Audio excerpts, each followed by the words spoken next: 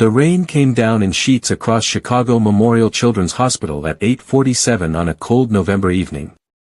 Inside, families gathered in warm waiting rooms, holding hands and holding hope. Outside, in the visitors' parking lot, most cars had already left for the night. Most people had somewhere else to be. Someone waiting at home. Victor Constantine sat alone in his black Mercedes, engine idling, wipers pushing water across bulletproof glass. His $10,000 Armani suit was soaked through. He'd stood in the rain for 20 minutes before getting back in the car. His hands, scarred knuckles and a gold signet ring that had broken more bones than he could count, gripped the steering wheel until his fingers went white. The scar bisecting his left eyebrow seemed darker in the dashboard light.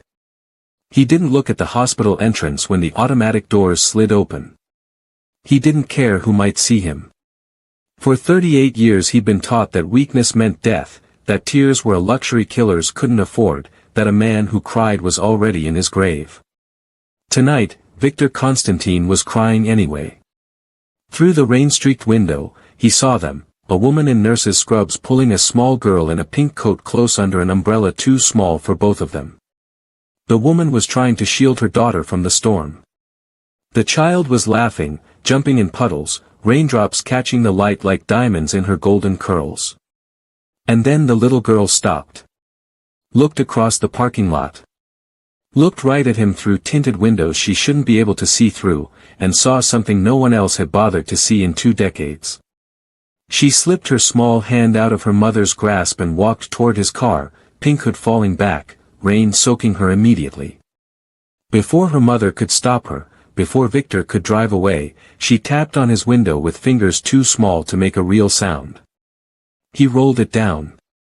"Don't cry, sir," she said, her voice barely audible over the rain.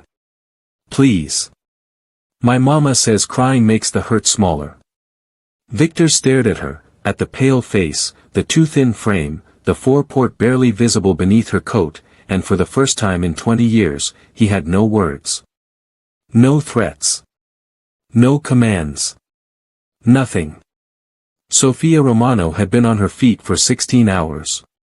Her back ached. Her scrub still smelled like the antiseptic from the ICU, and all she wanted was to get Isabella inside for her evening treatment, then collapse in the chair beside her daughter's hospital bed. But Isabella had insisted they wait outside, just for 1 minute, to feel the rain. Said it made her feel alive. It wasn't much, 60 seconds in a storm before more needles, more medicine, more futile hoping. But it was something. They'd parked in the far lot because the close spaces were full, and Sophia had already carried her daughter twice today when she got too tired to walk. She was 29 years old and sometimes felt twice that. 2 years since Marco died. 2 years of double shifts and experimental treatments and making sure Isabella never knew how close they were to losing everything, the apartment, the insurance, hope itself. The medical bills were drowning them. The prognosis was drowning them. But she kept swimming. "Mama, look," Isabella whispered, pulling at her sleeve despite the rain. "That man is sad." Sophia followed her daughter's gaze to the black Mercedes idling in the shadows. Even through the rain and tinted windows, she could see him, expensive suit, dangerous stillness, the kind of man her late husband had warned her about. The kind of man who didn't belong at a children's hospital unless something had broken inside him. "Baby, we need to go inside," Sophia started, but Isabella was already moving. "Isabella, no." But her daughter didn't listen. She never did when someone was hurting. She walked right up to that stranger's car, tapped on a window worth more than their rent, and offered comfort to a man who looked like he'd never needed comfort from anyone. And when he rolled down that window and Sophia saw his face, the scar, the tears, the gray eyes empty as winter, she knew with sudden, terrible certainty that whoever this man was, whatever he'd done, her daughter had just changed both their lives forever. Victor Constantine had killed his first man at 12 years old. By 18, he'd lost count. By 38, the number had crystallized into something specific and damning, 17. 17 lives he'd personally ended. 17 funerals he'd never attended. 17 sets of eyes that had gone from terror to nothing while he watched. None of them had haunted him. Not one. Not until number 18, except she hadn't been his target, hadn't even known his name, and he hadn't pulled the trigger himself. That somehow made it worse. The rain hammered against the Mercedes like accusations, and Victor sat in the driver's seat watching water stream down bulletproof glass. His reflection stared back at him, slicked back dark hair going silver at the temples, the scar cutting through his left eyebrow where a rival's knife had come too close, eyes the color of frozen steel. His father's eyes. The thought made him want to put his fist through the windshield. His suit was Armani, custom-tailored, $10,000 of Italian wool and silk now soaked through because he'd stood in the rain for 20 minutes trying to feel something other than this hollowness. His hands, broad, scarred, the right knuckles slightly crooked from breaking a man's jaw 5 years ago, wouldn't stop shaking. The gold signet ring on his right hand caught the dashboard light. His father's ring. Taken from a corpse Victor had made. He'd seen her face on the news. 29 years old. Kindergarten teacher. 2 children, ages 4 and 6. Wrong place, wrong time, wrong city to be caught between the Russians and the Italians fighting over 3 blocks of South Side territory. The reporter said she died instantly. Victor knew better. He'd seen enough death to know there was no such thing as instant, just varying degrees of slow. Her children had been on screen too, briefly. 2 small faces, confused and crying, held by a grandmother who looked ready to collapse. The boy had his mother's eyes. The girl had her smile. Had. Past tense. Because of an order Victor had given, a war he'd started, a world he'd built where mothers died on sidewalks while picking up groceries. What have I become? The words came out as a whisper, but in the enclosed space of the car they sounded like a shout. He'd asked himself that question exactly once before, the night he'd orchestrated his father's death, made it look like a heart attack, and felt nothing but relief. He'd sworn then he'd never become the old man. Never be that cold, that empty, that dead inside while still breathing. The rain blurred everything outside the window. Inside, everything was too sharp, too clear. He was 38 years old. He controlled an empire worth $40 million. Politicians answered his calls. Rivals crossed the street when they saw him. He could buy anything, own anyone, destroy whatever he wanted. And he couldn't bring back one kindergarten teacher. Couldn't undo one moment. Couldn't make those children stop crying. He pressed his palms against his eyes, felt the wetness there that wasn't rain. When had he started crying? He couldn't remember. Couldn't remember the last time before tonight either. Maybe when he was 5, before his father beat it out of him. Maybe never. The tap on his window was so soft he almost missed it. Victor's hand went automatically to the gun in his shoulder holster, muscle memory from 26 years of staying alive in a world that wanted him dead. But when he looked up, his hand froze. A child stood outside his car. Couldn't be more than 7, maybe 8 years old. Golden curls plastered to her pale face, pink coat soaked through, raindrops catching on her eyelashes. She was thin, too thin, the kind of thin that came from being sick, not from missing meals. He could see the edge of a medical port beneath her collar. She tapped again, smiling at him like he wasn't a stranger, wasn't dangerous, wasn't sitting in a car worth more than most people's houses looking like death warmed over. No one approached Victor Constantine without fear. No one had in years. His reputation preceded him like a cold wind. Men twice her size had pissed themselves when he looked at them wrong. Grown men who'd killed for a living had begged for mercy at his feet. This child just stood there in the rain, waiting patiently for him to roll down his window. He did it without thinking, some part of his brain not yet completely dead responding to the strangeness of the moment. The rain came in immediately, cold and clean and real. "Don't cry, sir," she said, her voice small but steady, carrying over the storm. "Please. My mama says crying makes the hurt smaller." Victor stared at her. He'd been stared at his whole life, with fear, with hatred, with respect, with calculation. No one had ever looked at him the way this child was looking at him now. Like he was just a sad man who needed kindness. Like he was human. "Your mama," his voice came out rough, broken. He cleared his throat, tried again. "Your mama is wrong." "Maybe," the girl said, tilting her head. "But she's still right about being nice to people who are sad." "Are you sad?"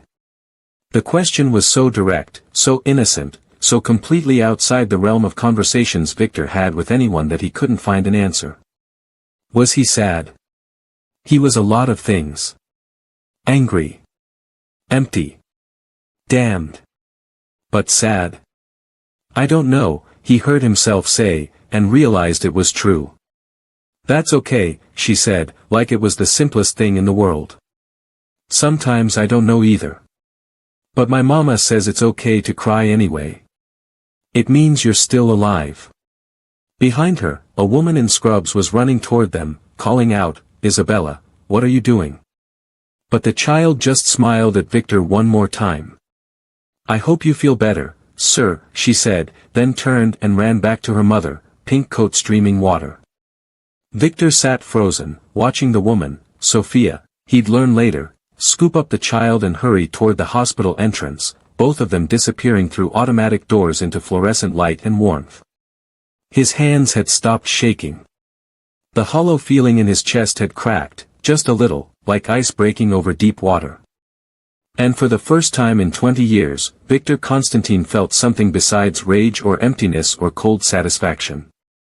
He felt the terrifying, unfamiliar possibility that maybe, just maybe, he could still be saved. The rain kept falling. Victor kept sitting there. And somewhere inside the hospital, a dying child with golden curls and fearless compassion had just done what bullets and badges and threats never could. She'd made him want to be human again. Moscow, 1991. The Soviet Union was collapsing, and in the chaos, men like Alexei Konstantin were building empires on the rubble.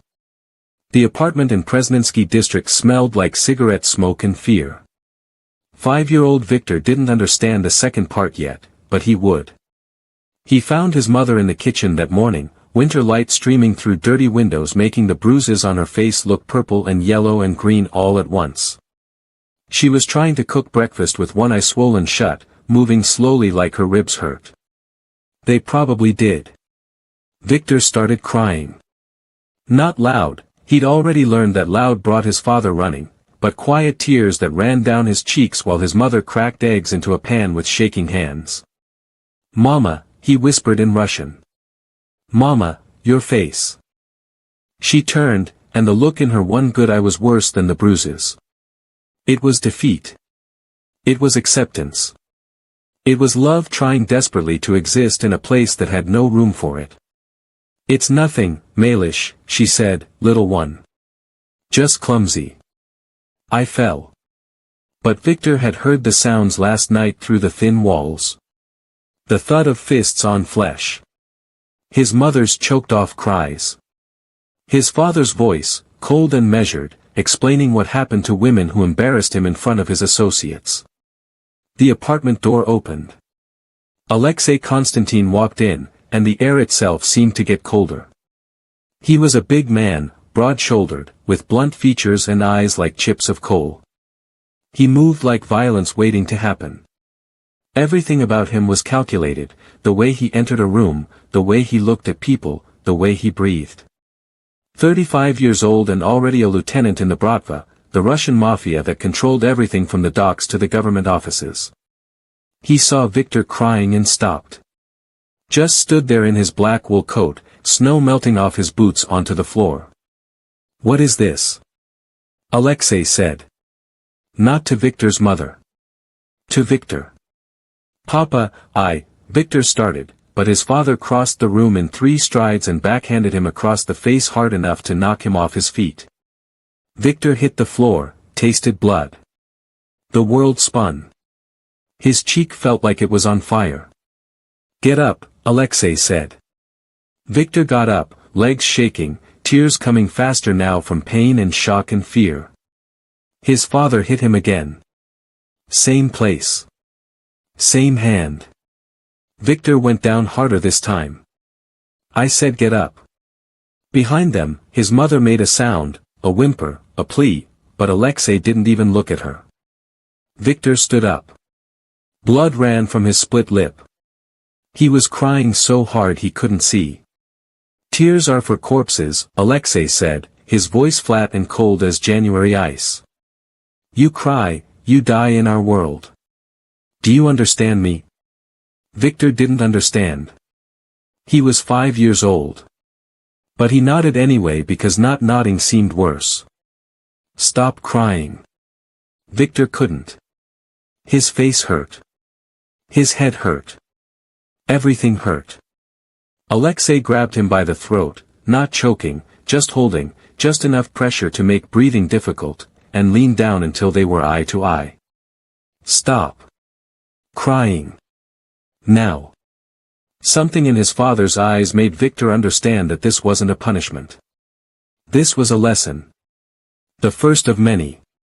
Stop crying or the hitting wouldn't stop. Stop crying or something worse would happen. Stop crying or his mother would suffer instead. Victor swallowed his tears. Swallowed the pain. Swallowed everything until his face was blank and his breathing was steady and his father finally let go. Good, Alexei said. You're learning. His mother never looked at him the rest of that day. Victor understood later that she couldn't. That watching her son become like his father was worse than any beating. 3 years later, Victor was 8, and the lesson continued. The man tied to the chair in the basement was named Dmitri. Victor didn't know his last name, didn't know what he'd done wrong, only knew that his father had pulled him out of bed at midnight and brought him down to watch. Pay attention, Alexei said, pulling on leather gloves. This is what happens to men who steal from me. Dmitri was crying. Begging. Promising to pay back what he owed with interest, with everything he had, with his life if necessary. Alexei broke 3 of his fingers before he stopped screaming loud enough to speak. Victor stood against the wall and watched. He didn't cry. Didn't look away. Didn't feel anything except a distant curiosity about how long it would take for Dmitri to pass out. 40 minutes, as it turned out. You see. Alexei said afterward, washing blood off his hands in a utility sink. Mercy is just another word for weakness. You show mercy, they take advantage. You show emotion, they use it against you. In our world, love is the weakness that kills you. Victor nodded. He understood now. Really understood. By 12, he was ready for the final lesson. The man was already dying when they brought Victor to the warehouse. Some rival Bratva member who'd been caught selling information to the Georgians. Victor's father had shot him in the stomach, not to kill quickly, but to make a point. The man had maybe an hour left. Maybe less. Alexei handed Victor a pistol. A Makarov, heavy and cold and real. Finish it, his father said. Victor looked at the dying man. He was maybe 25, crying, clutching his stomach, begging in words that came out pink with blood. Papa. You're 12 years old, Alexei said. Old enough. You do this, you're one of us. You don't, you're weak. And I don't raise weak sons. The choice was clear.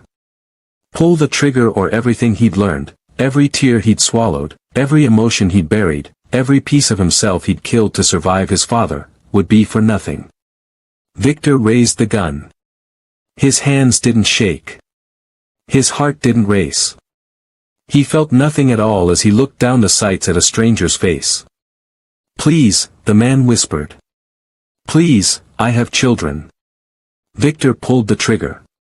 The sound was loud in the empty warehouse. The man's head snapped back. The begging stopped. Silence. Alexei clapped him on the shoulder, something almost like pride in his cold eyes. Good boy, he said. Now you're Bratva. Now you're my son. Victor stood there, gun still raised, watching blood pool on concrete floor, and realized his father was right. He felt nothing. No horror, no guilt, no grief. The part of him that could feel those things had died somewhere between age 5 and now. Somewhere between the first lesson and this final proof. He was 12 years old, and Victor Constantine was already dead inside. The monster his father wanted had been born. At 16, Victor carried out his first solo contract. The target was a Georgian who'd been skimming from Bratva drug shipments. Victor followed him for 3 days, learned his patterns, his weaknesses, the route he took home from his girlfriend's apartment at 2 in the morning. On the 4th day, Victor put 2 bullets in the back of his head in an alley behind a closed butcher shop. Clean. Professional. No witnesses. When he returned to Moscow and reported to his father, Alexei Konstantin did something he'd never done before. He smiled. "You're ready," was all he said, but Victor felt the approval like sunlight after years in a cave. It was the closest thing to love his father could offer, and Victor craved it like an addict craves the needle. He spent the next 6 years earning that smile again and again. Became his father's right hand. The Wolf, they called him, because he was patient, calculating, and when he struck, it was lethal. By 21, his reputation preceded him through Moscow's underworld. By 22, that reputation had become dangerous. The FSB was asking questions. Old rivals were forming alliances. Alexei made the decision that would change everything. "You go to America," his father said over vodka in their apartment. Chicago. Brighton Beach is full, but Chicago has opportunity. Russians there are fragmented, weak. You go, you build, you make us an empire. Victor landed at O'Hare in January of 2007 with $10,000 in cash, 3 fake passports, and a list of contacts in Chicago's Russian enclave. The city was colder than Moscow, harder, more brutal. He loved it immediately. The Russian community in Chicago was exactly what his father described, fragmented crews fighting over scraps while the Italians and Irish ran the real operations. Victor saw opportunity in the chaos. He started small, running protection for Russian businesses in West Town, using his father's reputation to open doors and his own skills to keep them open. He was patient. Calculated. Violence was a tool he used precisely, never wastefully. When a rival crew tried to muscle in on his territory, he didn't start a war. He identified their leader, followed him for 2 weeks, and put a knife through his throat in a parking garage. Left the body where it would be found with a message, "The wolf is here." The other crews got the message. By 25, Victor controlled most of the Russian criminal activity in Chicago. Protection, drugs, money laundering, human trafficking. If it was illegal and profitable, Victor had a piece of it. He was making more money than his father had ever dreamed of, sending a percentage back to Moscow, building an empire on American soil. His father called once a month. Always the same questions. How much territory? How much revenue? How many men? Victor would report, and his father would grunt approval or disapproval, and they would hang up. They never talked about anything else. They never had. At 28, Victor got the call he'd been half expecting, half dreading. His father had a stroke. Paralyzed from the neck down, couldn't speak, could barely blink. The doctors said he might live another decade like that, trapped in his own body, aware of everything, able to do nothing. Victor flew back to Moscow. Visited his father in the hospital. Looked into those cold eyes and saw the same demand he'd seen his entire life: be stronger, be harder, be better. 2 days later, Alexei Konstantin had a second stroke. Fatal this time. The doctors said these things happen. Victor knew better. He'd paid a nurse $10,000 to inject an air bubble into his father's foreline. Quick. Clean. Undetectable. As he stood over his father's corpse, Victor felt nothing. No grief, no guilt, no relief. Just emptiness. He was 30 years old, and he'd just killed the only person whose opinion had ever mattered to him. At the funeral, he didn't cry. Back in Chicago, Victor took full control of the organization. The Bratva elders in Moscow tried to assert authority, but Victor had been preparing for this. He had the loyalty of his men, the money to back it up, and the reputation to make even the old guard think twice. Within 6 months, he was independent, no longer Alexei's son building his father's empire, but Victor Constantine, building his own. He visited his father's grave once a month. Stood there in whatever weather Chicago offered and delivered reports like he was still getting those phone calls. Territory expanded. Revenue up. New operations in place. He told his dead father everything, seeking approval from a corpse, and some part of him recognized the insanity of it but couldn't stop. "I've become exactly what you wanted," he said to the headstone one November afternoon when he was 33. The words came out flat, emotionless. Just a statement of fact. Women came and went through his life like ghosts. Beautiful women, intelligent women, women who saw the money and the power and didn't look too closely at where it came from. None of them lasted. How could they? Victor didn't know how to be intimate without being vulnerable, and vulnerability was weakness, and weakness was death. He'd tried once. A lawyer named Anna, sharp and funny and unimpressed by his reputation. She'd lasted almost 6 months before she looked at him one night and said, "You're not here. You're never really here. It's like sleeping next to a corpse." She wasn't wrong. By 38, Victor had killed 17 people personally. 17 lives he could remember in detail, their faces, their last words, the exact moment when the light left their eyes. He kept count because his father had kept count.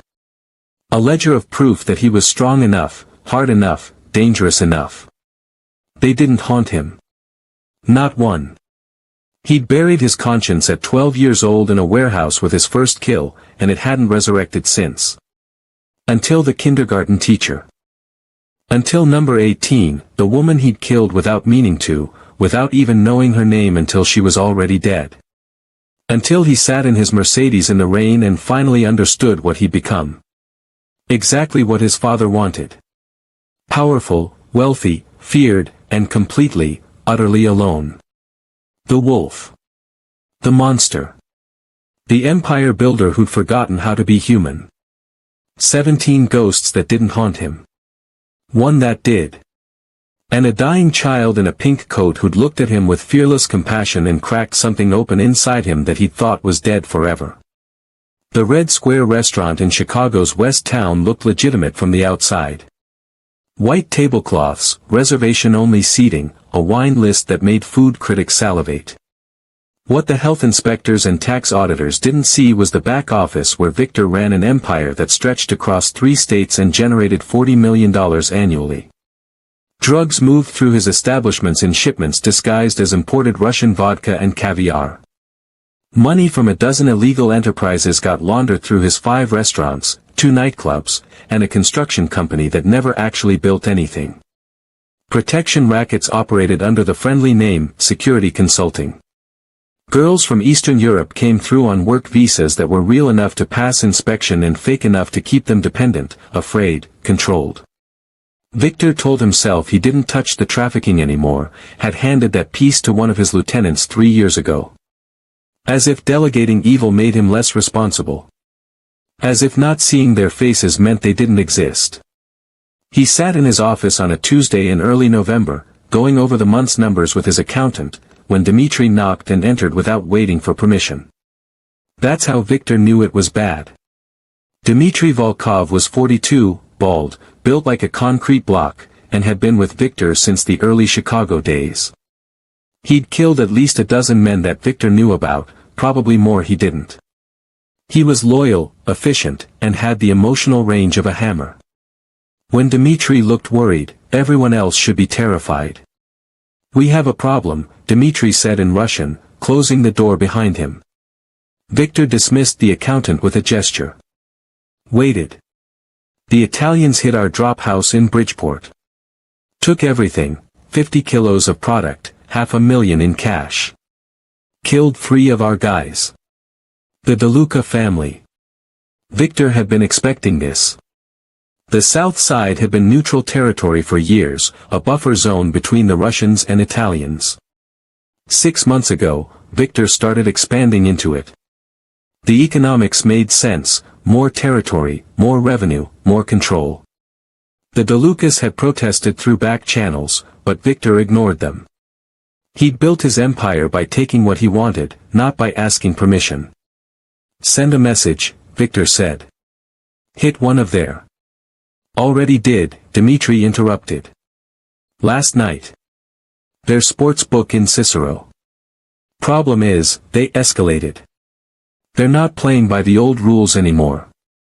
Victor felt something cold settle in his chest. The old rules meant you hit each other's operations, not each other's families. You kept civilians out of it. You didn't draw attention that brought federal heat. The old rules had kept Chicago's underworld functioning for decades. What did they do? They're targeting our street dealers. In broad daylight. Public spaces. They want a war, boss. Question is, do we give them one? Victor thought about it for exactly 10 seconds. A war was expensive, bloody, and drew attention from law enforcement. But backing down showed weakness, and weakness was death. His father's voice in his head, clear as if the old man was standing there, you show mercy, they take advantage. Set up a meeting with our crew chiefs, Victor said. Tomorrow night. We coordinate a response. Multiple targets, simultaneous hits.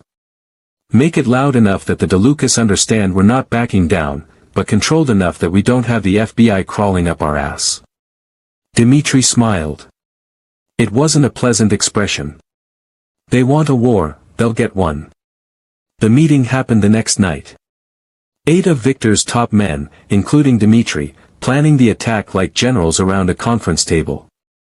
Victor laid out the strategy, hit 3 DeLuca operations at once, send a message that was unmistakable but not suicidal. No civilians, Victor said. It was a rule he'd always enforced. You could argue he had no morals, but he had rules. We're not animals. Everyone nodded. Everyone agreed. 2 days later, 3 teams hit 3 targets. It should have been clean. Professional. A statement. Instead, one team got the address wrong. Walked into the wrong building. Found DeLuca soldiers there anyway, pure bad luck, and opened fire. The DeLucas fired back. Bullets went through walls, through windows, through the fabric of the rules that kept their world from complete chaos. One bullet found a kindergarten teacher named Maria Santos, 29 years old, carrying groceries to her car after work. Victor got the call at midnight. Dimitri's voice was careful, controlled, reporting facts. 1 civilian casualty. Unintended. Unfortunate. The news was already running it. Police were all over the scene. The team had gotten out clean, but there were cameras, witnesses, complications. Victor turned on the television. Maria Santos smiled from a photo on the screen, young, pretty, alive in a way she'd never be again. The reporter's voice was grave, professional, feeding on tragedy. 2 children, the voice said. Ages 4 and 6. Mother of the year at her school. Beloved teacher. Wrong place, wrong time. Then they showed the children. A boy with dark curls, clutching a stuffed animal. A girl with her mother's smile, not understanding yet that it was permanent. And a woman, Sofia Romano, the caption said, sister of the deceased, collapsing into the arms of a police officer, her face twisted in anguish. Victor watched the footage loop 3 times before he turned it off. He poured himself vodka. Drank it. Poured another. His hands were shaking. This wasn't supposed to happen. He had rules. No civilians. Keep it contained. Don't make it personal. Don't create orphans. But he'd created them anyway. Given the order, set the plan in motion, and now 2 children would grow up without their mother because Victor Constantine wanted 3 more blocks of South Side territory. For the first time in 20 years, Victor felt something besides cold satisfaction or calculated rage. He felt horror. Actual, gut-wrenching horror at what he'd done. The walls he'd built since age 5 started cracking. Memories surfaced, his own mother's bruised face, the way she'd looked at him after his father beat the tears out of him, like she was watching her son die in front of her. She'd left when he was 8. Just disappeared. His father said she went back to Moscow, but Victor had learned years later the truth. She'd overdosed in a motel room in St. Petersburg, alone, broken, destroyed by the man she'd married and the son who'd become just like him. He'd killed his mother too, in a way. Not directly. Not with bullets or knives. But with coldness, with becoming the thing she tried desperately to protect him from becoming. Now he'd killed Maria Santos. Different method, same result. Victor's phone buzzed. FBI agent Sarah Chen, his handler, called her. She'd been circling for months with a RICO case, building evidence, waiting for the right moment to move. This shooting would give her that moment. The DeLucas would escalate again. The FBI would close in. His own organization would start questioning his control. And somewhere in Chicago, 2 children were learning what Victor had learned at 5. The world was cold, violent, and love didn't protect you from anything. He poured another vodka. Thought about his father's grave, the monthly reports he delivered to a corpse. "I've become exactly what you wanted," he said to the empty office. And for the first time since he was 12 years old, Victor Constantine wished he hadn't. Lincoln Park was one of the few places in Chicago where Victor could disappear. Not because people didn't recognize him, his face had been in the papers often enough, always in the background of some politician's photo op or charity event, but because people came here to not see each other. Everyone lost in their own lives, their own problems, their own small moments of peace. Victor sat on a bench near the pond, feeding ducks with bread he'd bought specifically for this purpose. He didn't know why. He'd driven here without planning to, parked his Mercedes 3 blocks away, walked through November cold with his hands in his pockets and no destination in mind. 2 weeks since the hospital. 2 weeks since he'd learned everything about Isabella Romano and her mother Sofia. 2 weeks since he'd made a phone call that resulted in $250,000 being anonymously donated to Chicago Memorial's Pediatric Oncology Department, earmarked specifically for experimental treatments for 1 patient. He'd had Dimitri track down the details. Isabella Romano, age 7, acute lymphoblastic leukemia, stage 4. Diagnosed 18 months ago. Standard treatments had failed. Experimental treatment existed, a clinical trial at Johns Hopkins, but the cost was astronomical and insurance wouldn't cover it. Sofia Romano, her mother, was drowning in medical debt while working triple shifts as an ICU nurse. Victor had paid for the treatment. Anonymously. Through shell corporations and law firms that made the money untraceable. He told himself it was restitution, penance for the kindergarten teacher. It wasn't enough, nothing would be enough, but it was something. He threw another piece of bread to the ducks and that's when he heard her voice. "You're the crying man." Victor's head snapped up. Isabella was running toward him across the grass, pink coat bright against the gray November day, golden curls bouncing. She was smiling like they were old friends, like he hadn't been a stranger she'd met once in a parking lot in the rain. Behind her, Sofia Romano was chasing after her daughter, panic written across her face. She looked exhausted, dark circles under her eyes, hair pulled back in a messy ponytail, wearing scrubs under a thin jacket like she'd just gotten off shift. Isabella reached him before her mother could stop her, slightly out of breath, that same fearless smile. "I remember you," she said. "From the hospital. You were sad, but you look happier now. Did the crying help?" Victor opened his mouth. Closed it. No words came. This child had no sense of stranger danger, no understanding that approaching a man like him was dangerous. Or maybe she understood perfectly and just didn't care. Sophia reached them, grabbed Isabella by the shoulder, pulled her back. And then she really looked at Victor. Her eyes widened. Not recognition, worse. Knowledge. Isabella, get behind me, Sophia said, her voice sharp. She positioned herself between Victor and her daughter, and Victor saw her hand reach for her phone in her jacket pocket. Mrs. Romano, Victor started. I know who you are, Sophia cut him off. Her voice shook with rage and fear. I know exactly who you are. Victor Constantine. The Wolf. My husband was a cop before gang violence killed him, and your name came up in his cases more than once. Isabella looked confused, trying to peer around her mother. Mama, what's wrong? He's nice. He was just feeding the ducks. He's not nice, baby, Sophia said, not taking her eyes off Victor. He's dangerous. We're leaving. Now. Victor stood slowly, hands visible, non-threatening. Every instinct told him to walk away, let them go, maintain the distance between his world and theirs.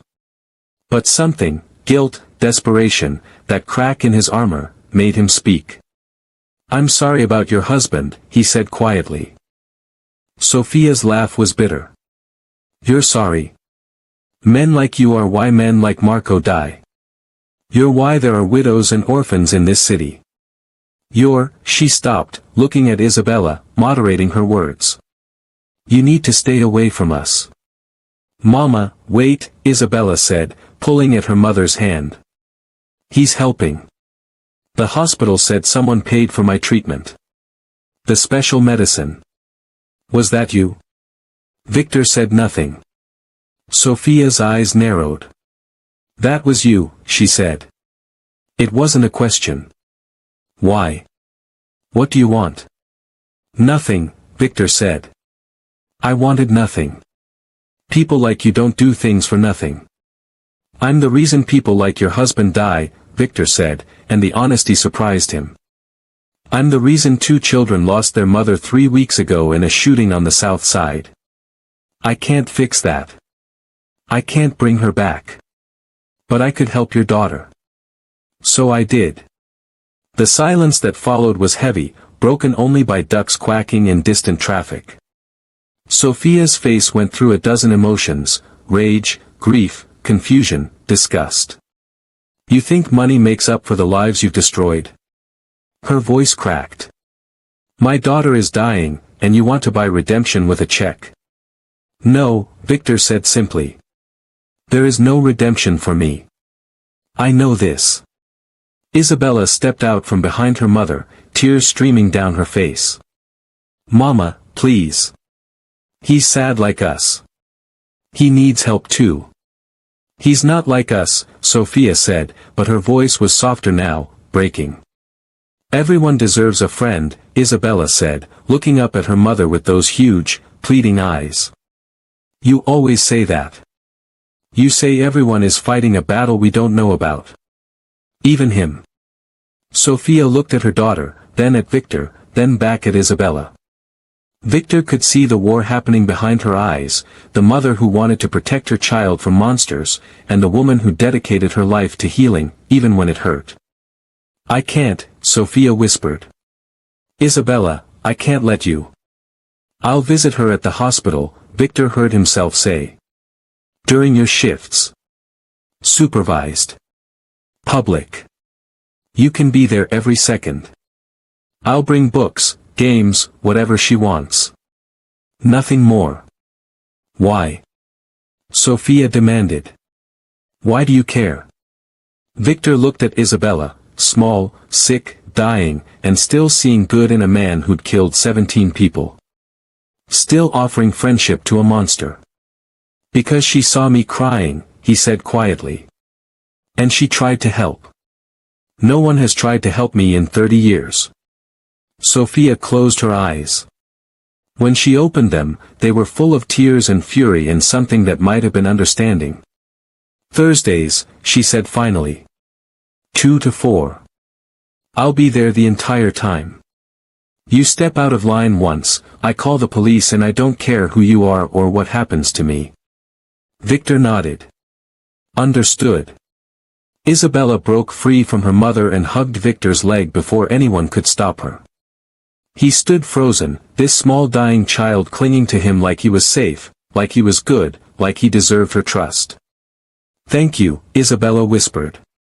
Thank you for being my friend. Victor looked at Sophia over her daughter's head. Saw the anguish there. Saw a mother making an impossible choice because her dying child asked her to.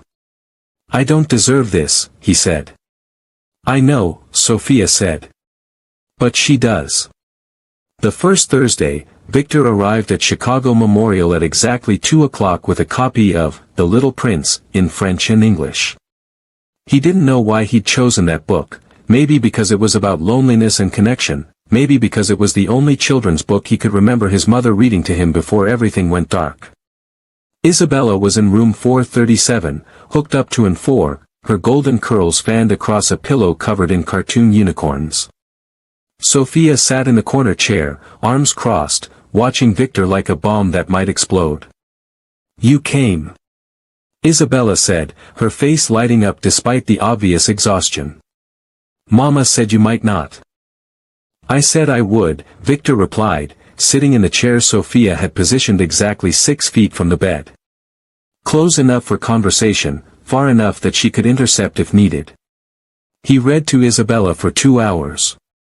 She fell asleep halfway through, but he kept reading anyway, his Russian accent softening the French words. When visiting hours ended, Sophia walked him to the elevator in silence.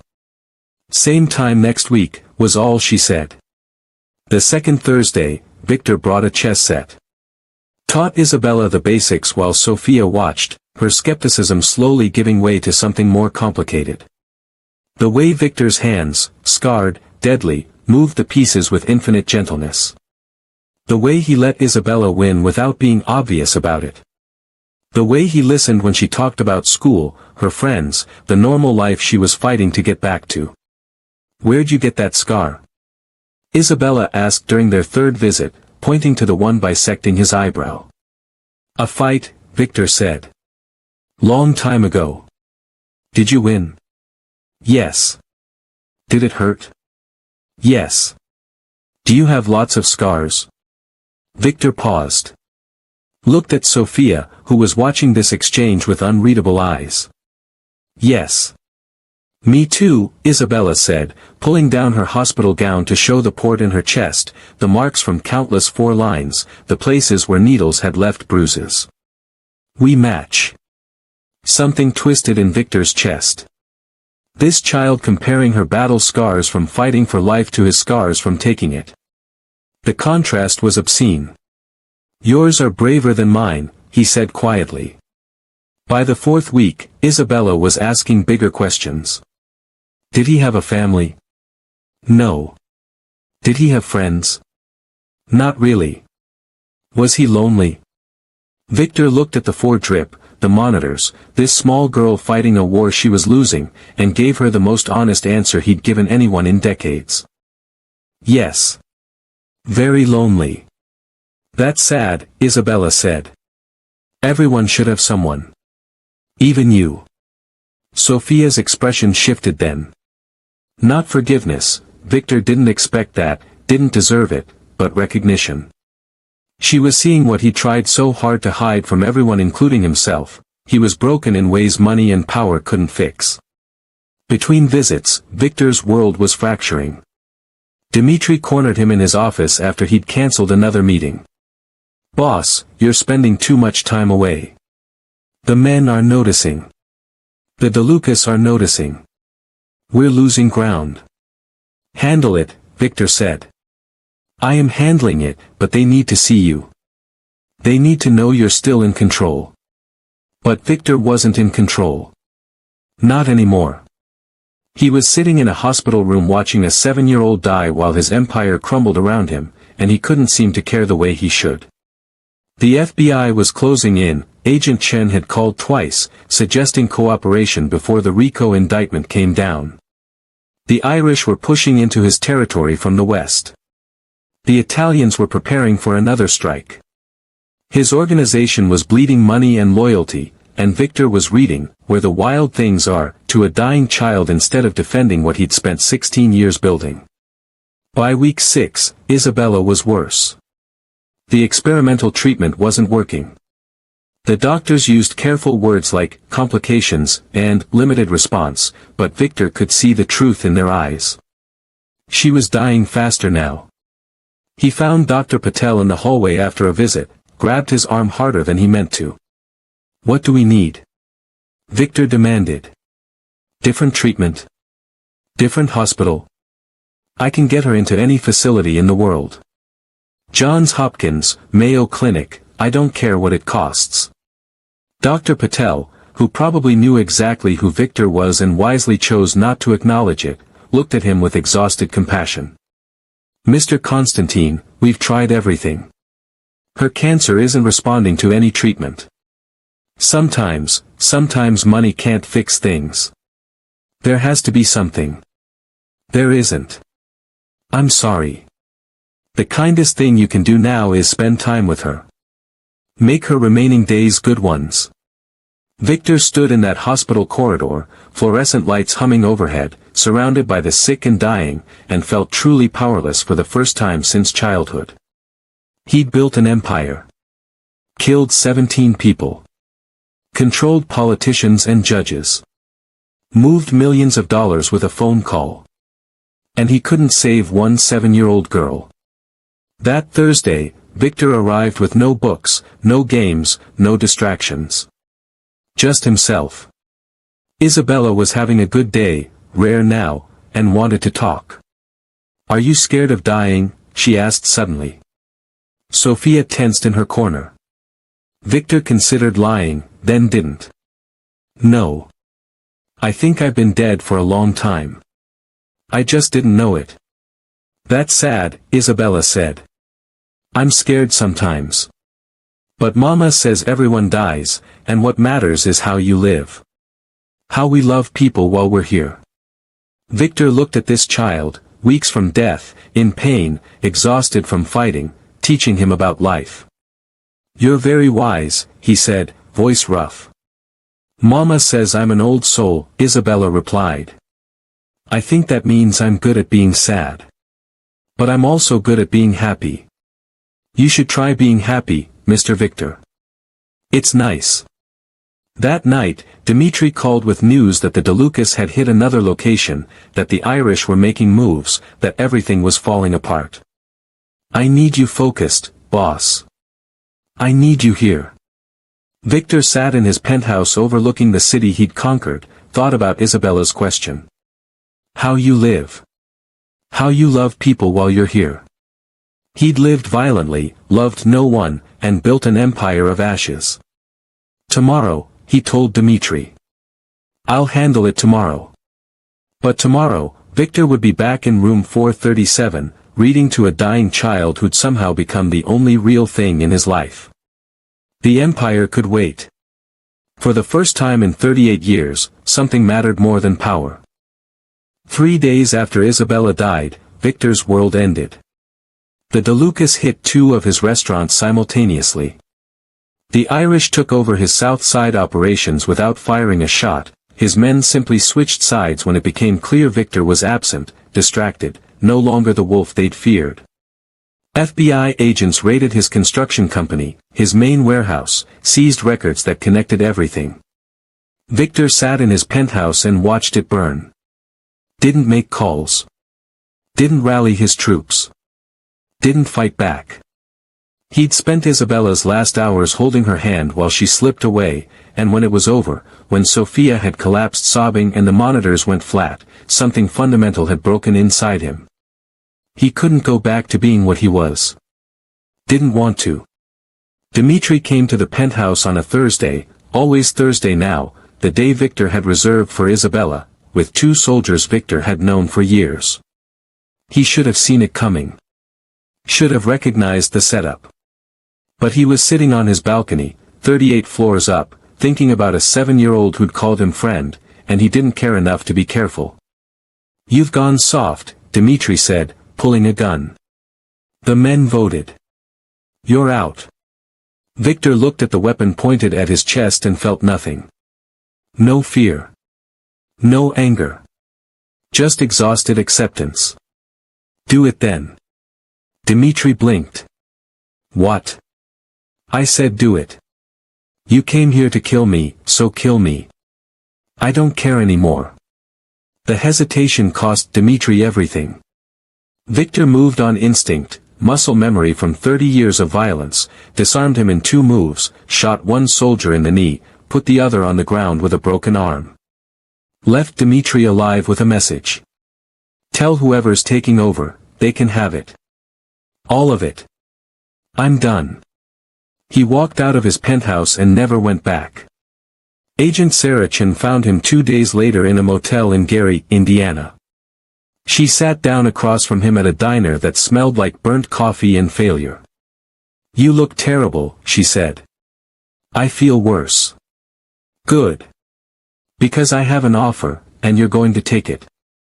She laid out the deal. Full cooperation. Testimony against everyone, the Russians, the Italians, the politicians he'd bought, the cops on his payroll. Complete dismantling of his organization and every connected network. In exchange, witness protection, relocation, a new identity. "You'll lose everything," Chen said. "The money, the power, the name. Victor Constantine will cease to exist." "Good," Victor said. He should have ceased to exist a long time ago. The next 6 months were depositions, testimony, wire transfers of evidence. Victor gave them everything. Held nothing back.